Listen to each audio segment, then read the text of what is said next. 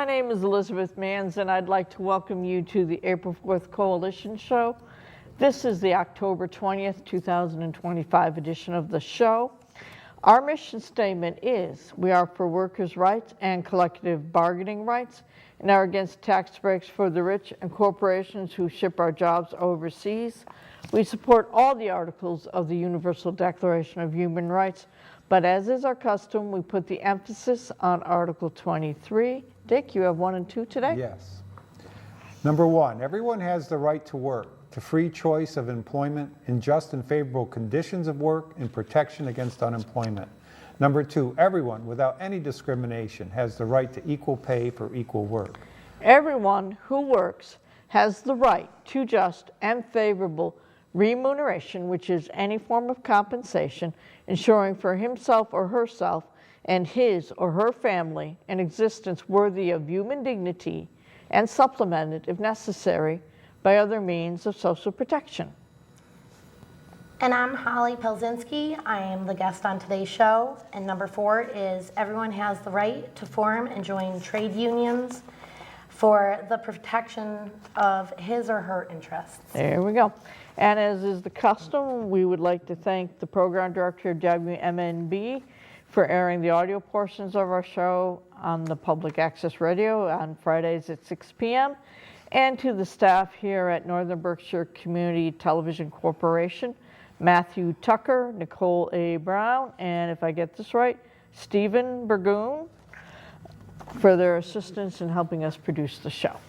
Okay, and Holly saved me from having to introduce herself, introduce her, so if she is a guest. Dick, where do you want to start? I want to thank you for being here, and as we've explained to our audience, we're in a transition. We've been doing this for over a dozen years, and it's time to make a change. So we're looking, and we're grateful that Holly can join us, and we're going to try to get away from doing too many YouTube videos and do more of introducing people and members of our community and sharing what their vision and what their vocation is. Mm-hmm. And in meeting Holly, I was introduced to the fact that there's a field of study called photojournalism. You know, I had always taken it for granted about there being pictures in the paper, and mm-hmm. I was talking about it earlier. We had Randy Trayball here in North Adams. Mm-hmm. That was like an icon, but you know, what I hadn't realized is, you know, what photojournalism is. So I thought what we'd do is we'd show a video on photojournalism and use it as a springboard, so then we can hear from Holly, you know, what her profession is. Thank you. Mm-hmm.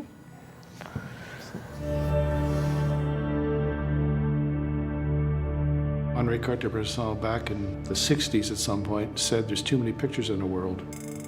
And that was before digital technology, before the internet. Even then, there was too many pictures in the world. Too many distractions. The heydays of photojournalism are over, and you can become rich in photojournalism just getting assignments. The traditional ways of photojournalism that someone like Sir Don McCullin, you know, when he was in his heyday, would be part of, that's completely gone now. Everyone's got a phone. Everyone's taking pictures. Everyone sees themselves as a photographer now. If you look in magazines, where are those thoughtful, in-depth stories? There are fewer and fewer and fewer of them. And this is it's really something of concern. To make a worthwhile living out of it, you've got to think of different ways of financing yourself. So you might do some commercial work to enable you to go off and photograph that refugee crisis for a month or so. I understand it's a tough time for a lot of photographers, especially photographers working at newspapers, but it's also a very positive time for photojournalism.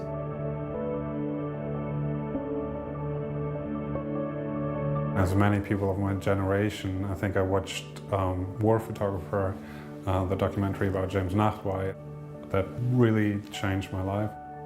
inspired me to go down a similar path and pursue a similar career. If you ask photojournalists, they will all tell you that they want to make a change, they want to make a difference. I wanted to take pictures that people could relate to immediately and have an impact straight away. Of course it's important to give imagery to history in some way. I mean, I think that's why people like me who have been working in this for a very long time, that's why we are passionate about it, of course.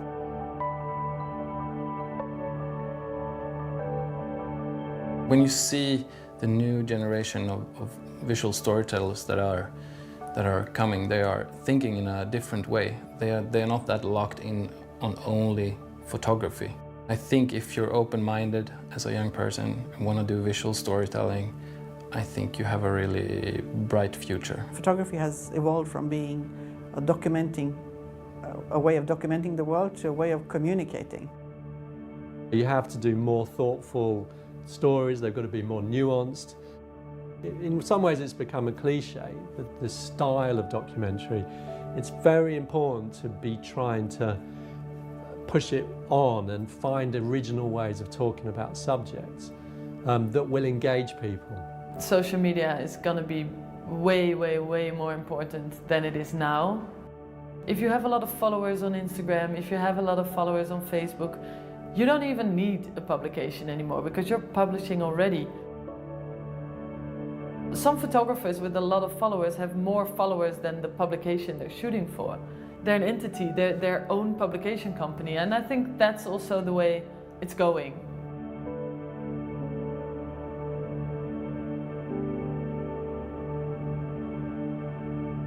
Well, I think there's a pretty strong ethos among photographers, documentary photographers, photojournalists, to be responsible. If you didn't have it, you wouldn't be doing what you're doing because there's a certain drive in us that makes us want to tell other people's stories.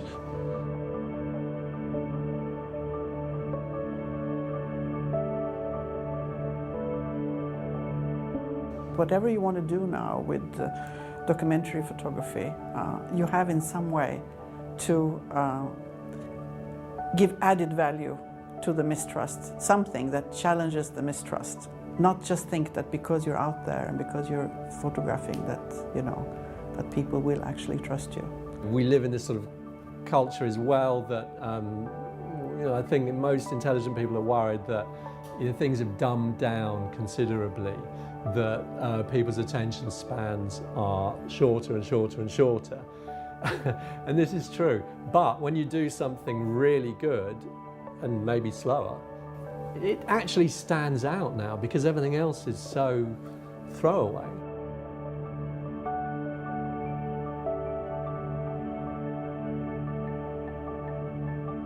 Photography used to be the way people learnt about the world, even through news. In a way, that's changed.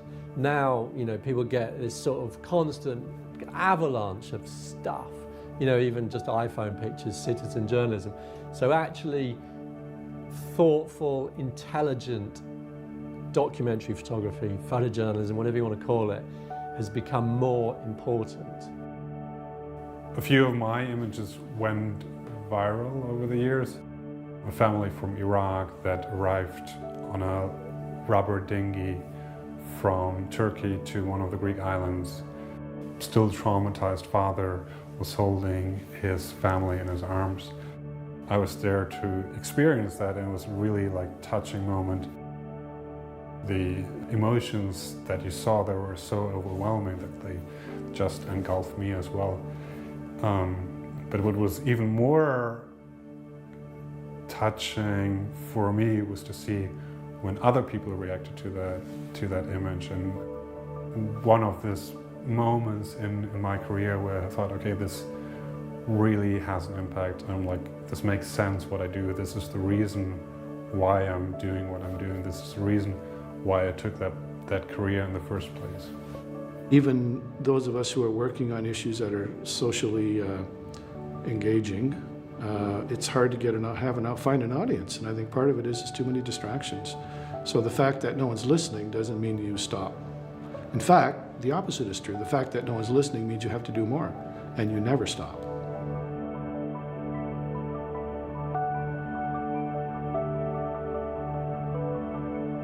I think my biggest advice to upcoming photographers would be keep going and keep going and keep going and just keep going. What it takes to become a photojournalist is not necessarily taking good pictures. You cannot only be a visual person any longer. You have to master text, you have to master editing, which many photographers did not master before, and you absolutely need to pitch. It's really a tough thing to do, but it seems like a lot of the new generations coming up, they really master all of this together. Be yourself, find yourself, and then try to remain yourself. That's very difficult. It's easy to get lost with photography.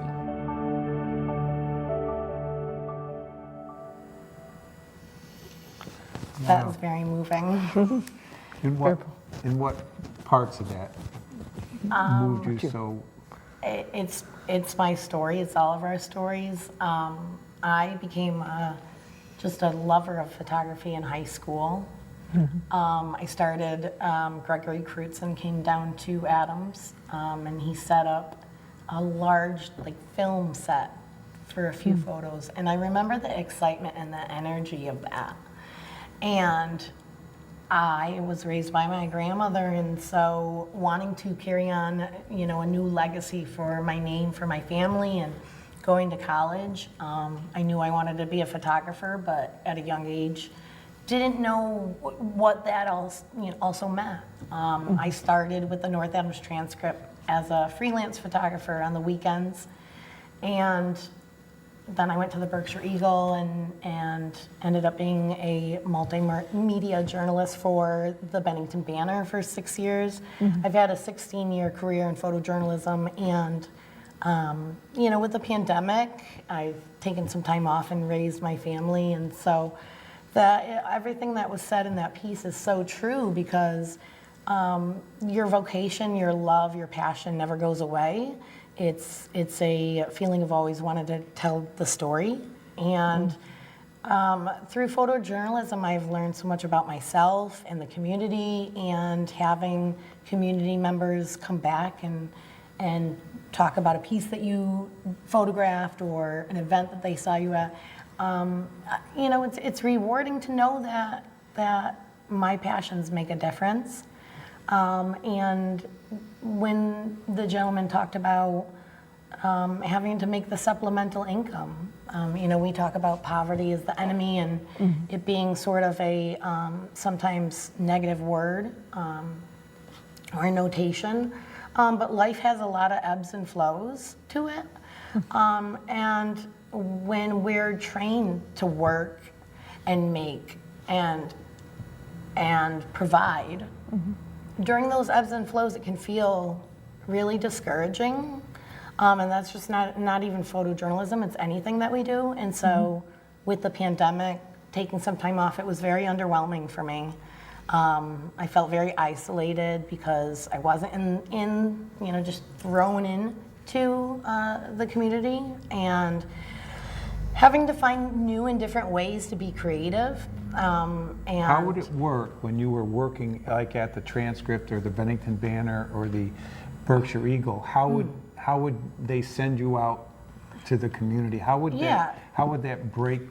So, you have to provide at least 6 to 8 assignments a day, a pretty good chunk, because you're giving your writers, your copy editors, everyone in that team, you're part of a team, and you're giving them more than they need, more content that they need, so that it can spread out for that day, a couple days.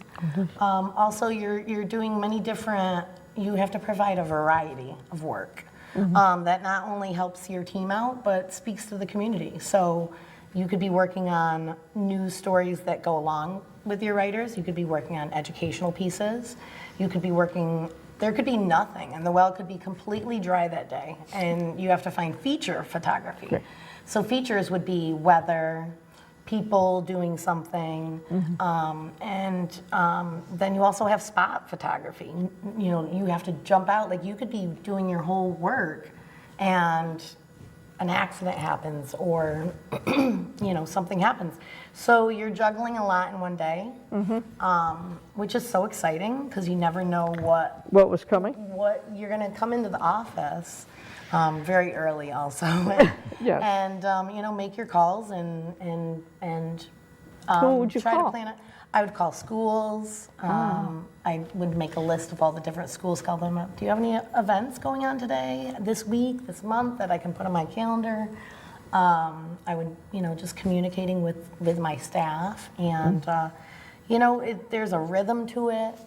And once you get in the groove, it's a beautiful dance. And then you get the next day this beautiful sort of art piece. We sort of don't look at it like art, we look at it as news. But putting all those pieces together and seeing the byline, and it's art to me because it's Excuse me. it's story building. And That's what the term they used in the video. It said storytelling. They said each photograph. Yeah, and I during the pandemic I opened up a little farm, which I won't talk too much about. That's okay. But it was a way for me, because I didn't do journalism during the pandemic, an outlet to be creative. I have a little Facebook page, so I do like little commercials to sell my eggs, and it was a fun way for me to be funny and silly, or do photography, or piecing different clips together to build this story to make it relevant that you're going to go and buy some eggs. But you were being your own publisher too. At that point. that is true. So we always have to be creative, and at the end of that piece, the woman said, never give up, and just keep going and going and going. And I think that is so true in photojournalism, but even in life itself. We have different seasons of our life, and it's so easy to give up sometimes or feel discouraged. And the world is such a loud place. So if we can just keep going with our faith or with our community, within our community, there's so many outlets so that people don't have to feel isolated. And I think that's why I got into it, because I love to be around people. I love to be a storyteller, and I am always craving new things, knowledge, and I sort of feel FOMO, fear of missing out, for those that don't know what that means. But I feel like if I'm not out and about with the community, I feel like I'm missing out. And now I just turned 40, and I feel like a civic duty. If I can't be in journalism right now, I still do freelance photography, but it's so important for us to be civilly engaged in our town meetings, just even listening, even if we're not like speaking in it, but just to know what's going on and having that knowledge base to it, which was always important to me. I just am always craving knowledge. Yeah. Well, in this day and age especially, it's better one-on-one with people than it is to rely on the other sources, because sad to say, that's changing too, and it's no longer, you don't have, and I'm going to date myself, Walter Cronkite, to say, oh, I trust Walter Cronkite or Dan Rather anymore, because everything has been shifted into this opinion or that opinion, and you have to sort through so much just to find a kernel of truth somewhere, that I find that tiring sometimes now. Yeah, it definitely does take a due diligence. Yeah. And when they talked about how photojournalism is changing with our YouTube and social medias, we look at it as sort of a negative notation, but I also think it's kind of important, because you can watch everything live. Now we have not even just social media, but we have these capabilities of watching things on live. And so we can watch, our political people live and not watch it pieced together on Right, it doesn't have to be the Channel spoon-fed 13 to you. news. Or, I just think it's so important as community members, as just individuals, being able to have that voice. Well, when you said that, it called to mind, I have 4 children, and one of my daughters, she has a friend, and I didn't realize it, he's probably doing photojournalism, but I don't know what they call it, but he and this is how I learned it, on New Year's Eve when they drop the ball in New York City and they have it on TV and everything, But he went there like maybe about 5 in the afternoon. So he was in downtown Manhattan, but he had like a camera attached to his head, and he would be live streaming what he was seeing in his interactions. And it told me so much more about what goes into that event of the ball dropping at midnight. Yeah. And I was just amazed. So your generation, where you're breaking new ground and educating us. It's not being siloed by networks and newspapers. That you can go out and you can make a difference and tell the story of what's going on in the world. Yeah, and we also have like local photojournalists like Nick Mantello in North Adams, who was just the Grand Marshal, and he doesn't get paid for any of that. He has a passion, and he has made a name for himself. And he and I used to photograph at the Steeple Cats together when I was in the North Adams Transcript, and to see where he's gone, and I mean that's amazing. And so that is a testament to.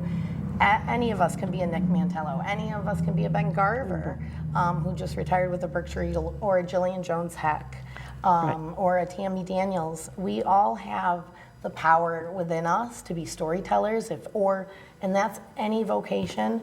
You know, God gives us all a gift, and if we can just listen to our inner voice and be ourselves, like they said in the piece, it's all about just. We're all just living in this big world, and it's so fast, and that is kind of why photojournalism is so important. And photojournalism also gives the little people a voice, because like when I was in photojournalism in Bennington, I would love to take pictures of the DPW department emptying the hydrants, or people shoveling, or people enjoying the park, and it gives people that like day of sort of notoriety, but it's also being part of a community, and it's a spotlight on things that people don't think about or see that take for granted. Or people can see, oh wow, I didn't know that that's how you do that, or it's just photojournalism and journalism itself. It's again storytelling, and I think it's so important for us. For me, it was always very important to shine everybody in the community, whether it is a police officer or DPW or a teacher or anyone. When did you get your first camera? I'm saying and hopefully they can cut it out. My father was in the Navy, and he had an old Canon AE1, and I used to take this camera, had no film in it, but I would pretend to take pictures of birds. And I just really liked it. I liked to, I like nature. And so then I went to Hallmark Institute of Photography, and my first camera was a little Canon point and shoot, but I also shot with a Mamiya, which is very large frame negatives. But I've always stuck with Canon, and right now I shoot with a Canon. I really love that brand. And I was probably, my dad just gave me his camera that he shot with in the Navy, and I had it as like a toy. And you started doing that in high school? It was a way to get away from all the noise and just pretend. What high school did you go to? Hoosick Valley High School. Now, did you have a yearbook? Did you participate in the making I of the unfortunately yearbook? did not get to. I would have really liked to, but I didn't. I didn't have a lot of support in the arts department, and but I had a lot of friends that were in the arts, and I was kind of a class clown. But I think a lot of us artistic people, we are kind of extroverted sometimes, and I was lucky to be able to get. So who directed you to that school that you said you went to? I found it online, and I think God just gave me. I was looking to go to college. I was a junior, and I went in study hall, and I was like, what can I do? I'm an artist, and a lot of us, and I hope this speaks to maybe younger generations, we're not always academically really strong. And it's hard to find your voice. It's hard to find your voice when you have like special needs. I have attention deficit disorder. And I went, that's a normal thing that a lot of people have. And so it's hard to, when everything's so fast, find your passion and your direction.